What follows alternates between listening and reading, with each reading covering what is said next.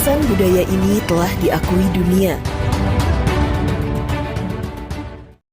Dari kisah cinta dramatis dan awal terbentuknya kerajaan Majapahit. Dalam catatan masa gemilang kerajaan Majapahit tercantum nama Putri Gayatri.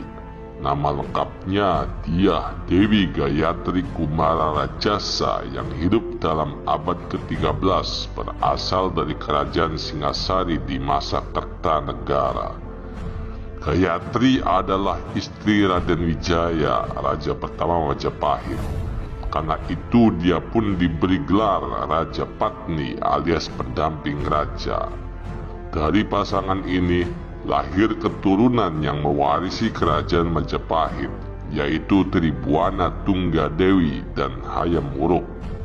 Kisah hidup Putri Gayatri syarat dengan intrik, pembunuhan dan pemberontakan yang terjadi dalam lingkungan kerajaan masa lalu.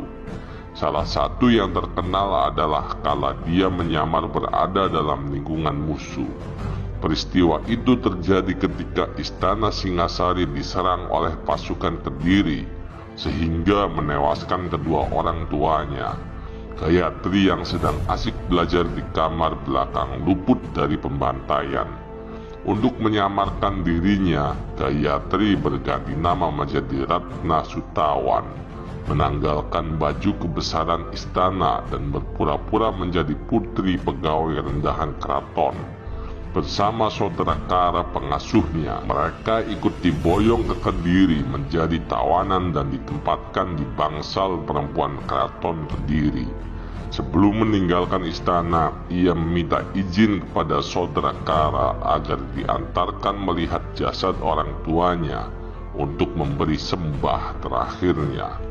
Selama penyamaran, dia berhasil mendapat banyak informasi sekaligus menyusun strategi membangkitkan kerajaan peninggalan orang tuanya yang sudah hancur.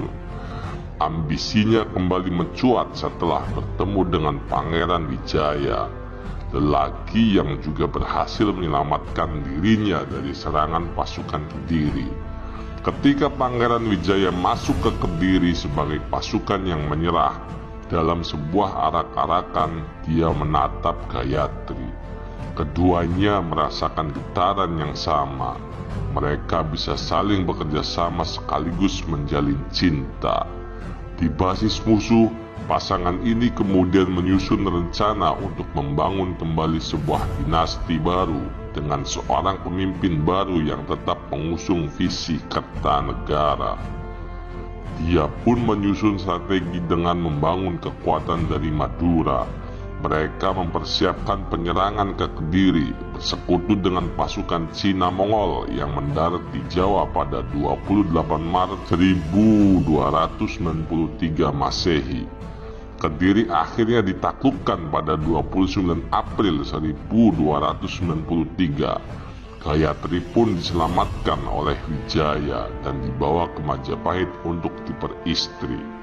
Patut diyakini Gayatri adalah think tank di balik masa paling cemerlang dalam sejarah Nusantara, yakni Majapahit era Tribuana Tunggadewi dan Hayam Wuruk yang dibantu Gajah Mada. Bahkan Gayatri juga diyakini yang merekrut Mahapati Gajah Mada, bahkan patut diduga ada di balik pembunuhan Raja Sah Majapahit, Jaya Negara. Sang patih Gajah Mada digembleng oleh Putri Gayatri tanpa melihat asal-usul dan latar belakangnya. Tidak mengherankan sastrawan era itu, Empu Prapanca, memujinya dalam kitab negara Kertagama. Adalah watak Raja Patna Gayatri yang agung sehingga mereka menjelma pemimpin besar dunia yang tiada tandingannya.